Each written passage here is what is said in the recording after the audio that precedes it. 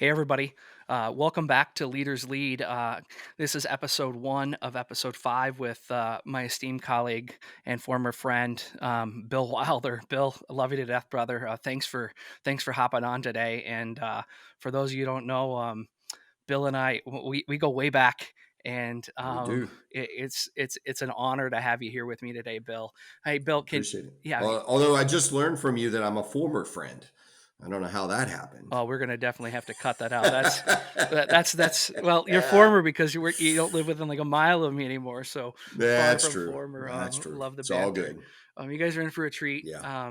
Bill's an amazing guy, and I've learned so much from him, and I'm really excited for you to get a chance to meet him. So, Bill, can you give us just a little bit of your background and um, so the audience can learn a little bit about you? Sure, sure. Hey, Zach, thanks for having me on. I think this is a wonderful thing you're doing. And man, just keep rocking it. So, yeah, as Zach said, my name's Bill Wilder.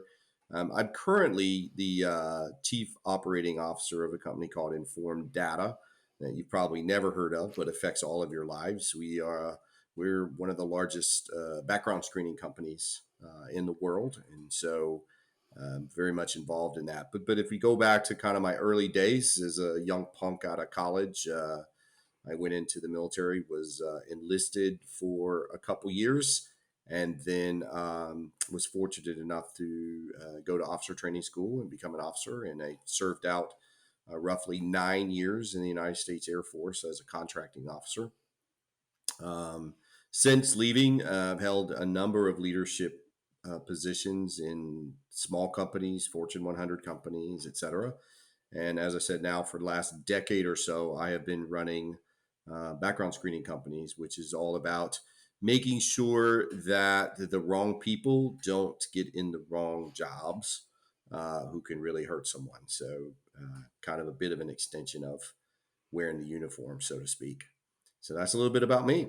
Hey, Bill, I think you're downplaying it a little bit, but I'll let that slide. I'm gonna give a little bit more of an accolade here. Bill is probably one of the smartest people I've met in my life. He's got this like Spock type mentality of operations. He can look at something and figure out problems that people can't even see coming before they're there. And I had the honor and privilege to be working with him early in my career uh, and hear it, see it, and learn from it. It was remarkable.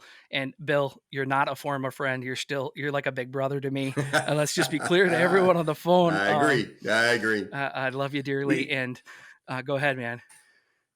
No, I was just going to say, the funny thing about serving in the military, especially if you do any kind of time in a combat position, you learn to see around corners, right? You learn to see danger before the danger's right up on you. So I know you're going to ask me some of these questions later on, but that is it is one of the sort of hidden benefits of having done combat time is you can anticipate, you can almost smell danger before it hits you. So it's translated very well into the commercial world. Yeah. Hey, Bill, before we get going into any of this, I just want to pause and say thank you for your service to this great nation. On behalf of myself and everyone else that is going to watch this, we just want to say thank you and make sure that we give you a little bit of recognition for what you've contributed to this great nation. I certainly appreciate it. And thank you so much for what you do to promote the military with your Pillars of Valor, with this podcast. I mean, you're one of the hardest working champions of the military that I've known in the commercial sector. Obviously, you served as well, so thank you for your Yeah, service. you're But welcome, brother. a lot of people serve and they just don't translate it. And brother, I've watched you for 20 years translated into very meaningful things for military families. So thank you. Yeah, man. It's a community and it's, hashtag one team. I've had a Hmm. good mentor. He's right here.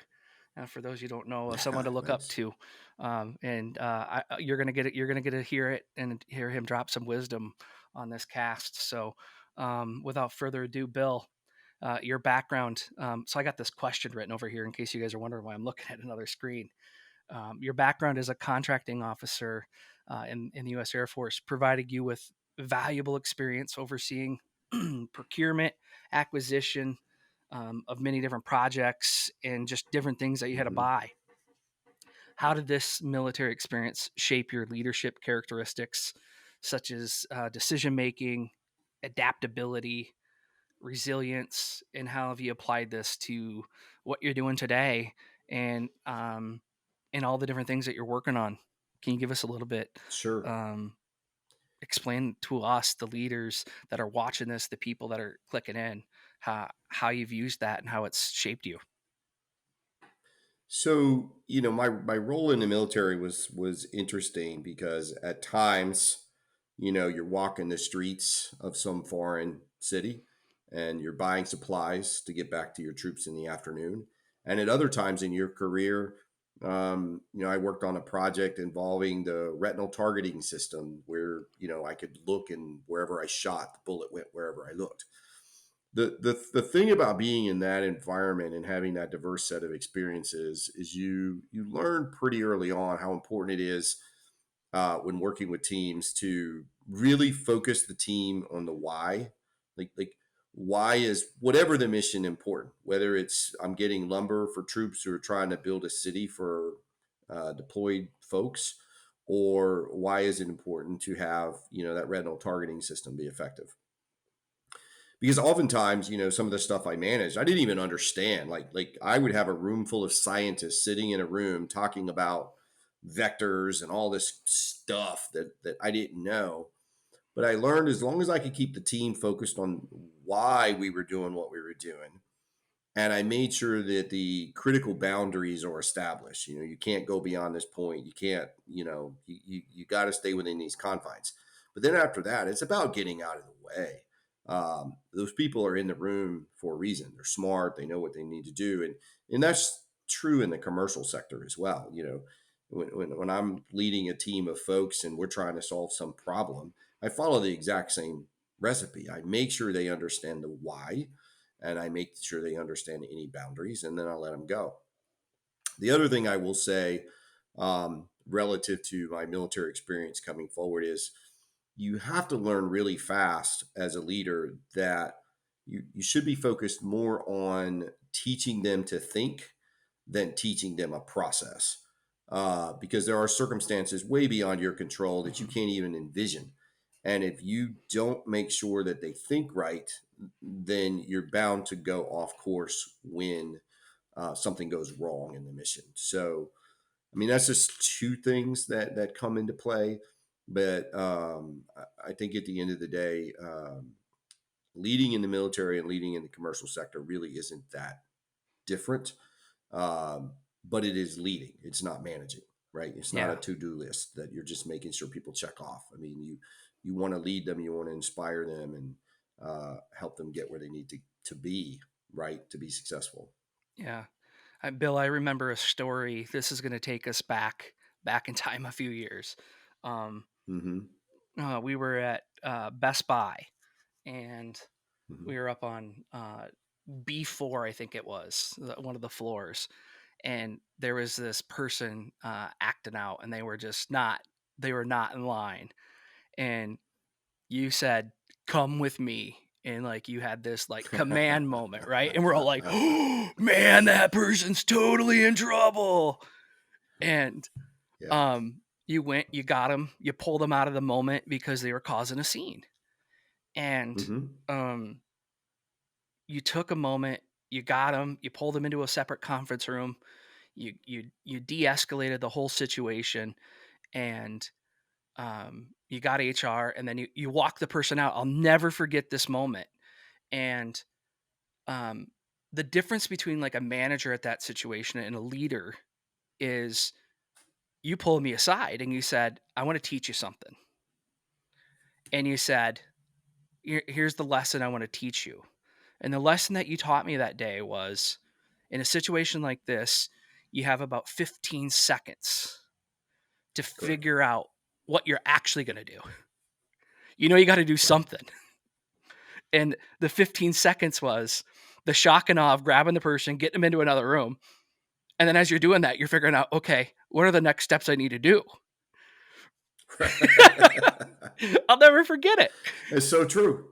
It's so very true. I mean, again, you never know what's going to come at you as a leader. Yeah. You really don't. But there are some basic fundamentals of human behavior. Now, the situation that you're bringing up isn't probably one of the more positive N- things that you ever have to deal with. no.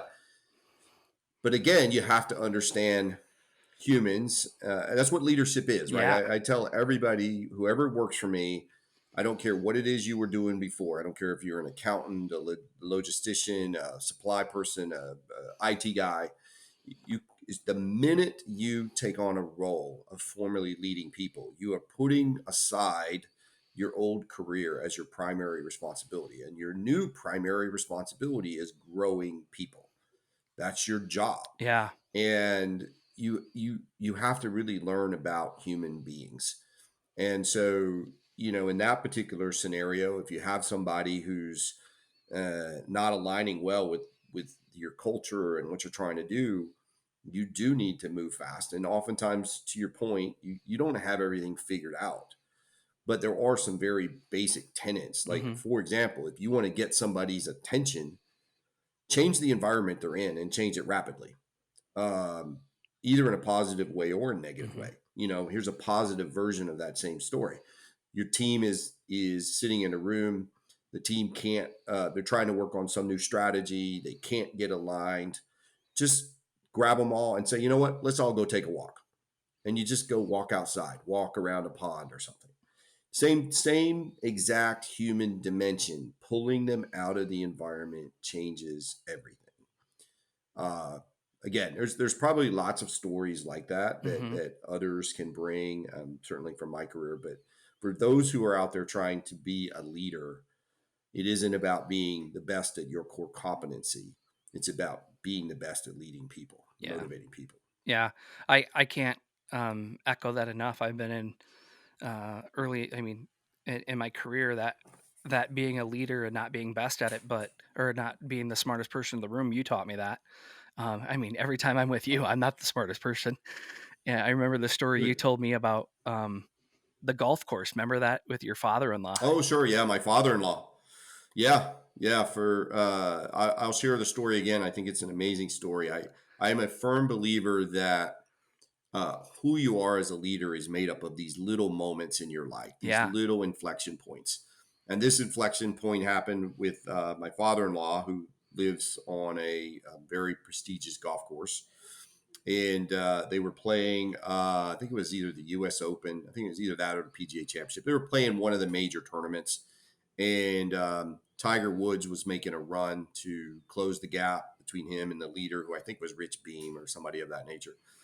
And there was this belligerent fan that was yelling to us from the course, because we're sitting in my father-in-law's backyard watching the tournament, and he's yelling over the fence, "What's Tiger at? What's his score?" And my father-in-law was like, "I don't know. I'm watching the tournament just like you." And the drunk guy proceeded to get a little mouthy and a little belligerent. And at one point, he yells out to my father-in-law, "Hey, you live in the big house. You're supposed to have all the answers." And my father-in-law, without missing a beat, said, "I live in the big house, not because I have the answers, because I have the questions." Right. And that's really the truth. I mean, that's again a key aspect that goes all the way back to my days in the military. I worked for commanders that you would come in with whatever your mission plan was for the day or whatever, and I watched the commanders just drill these leaders over and over again with questions. yeah, They never had an answer. They never said, "Hey, I think you should take the movement this way," or "I think you should do this other way." They always just said, "Hey, here's about 50 questions for you."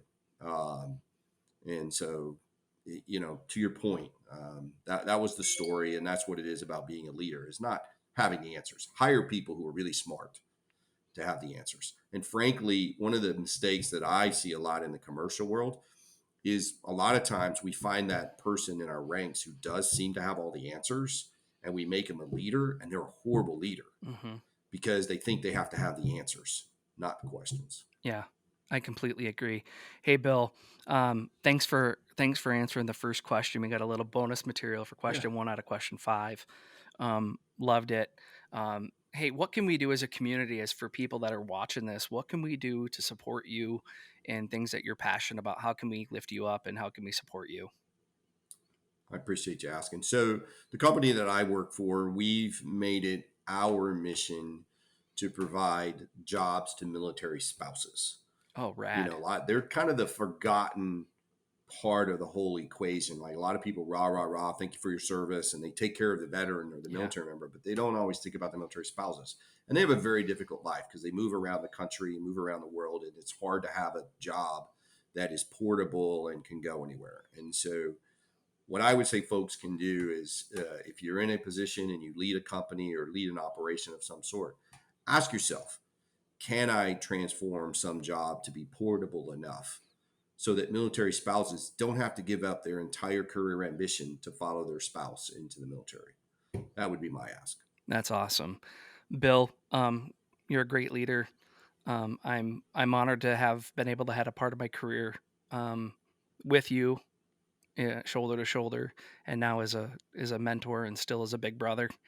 Um, Thanks for what you continue to do, and for those of you that are going to stick through the series with Bill Wilder, look for some more awesome. He's a wealth of knowledge. I recommend you to reach out and connect with him. He's a great dude and a great person to have in your corner. So thanks everybody for sticking with this. This is question 1 of question 5 on Leaders Lead. We'll look forward to having you back tomorrow for the next segment. Thanks everybody. Have a great day.